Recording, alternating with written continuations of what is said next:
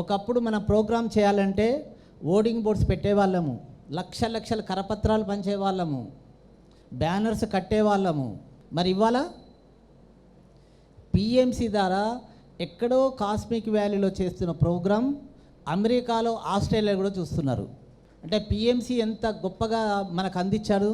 వారు ఎంతైతే ఒక్క క్షణం కూడా విరామం లేకుండా పనిచేసి మనకు ఏమాత్రం కష్టం లేకుండా మీరు ఉన్న చోటనే ఉండి ప్రపంచానికి మీ మెసేజ్ ఇవ్వచ్చు అని చెప్పేసి చివరిగా అందించిందే మనకు పిఎంసి పత్రిజీ.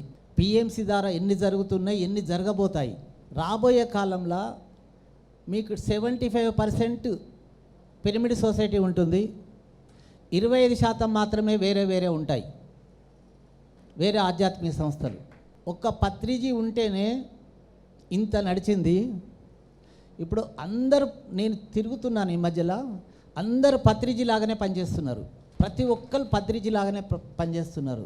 పిరమిడ్ మాస్టర్ అంటే నిస్వార్థపరుడు, ఏది ఆశించి చేయని వాడు పిరమిడ్ మాస్టర్.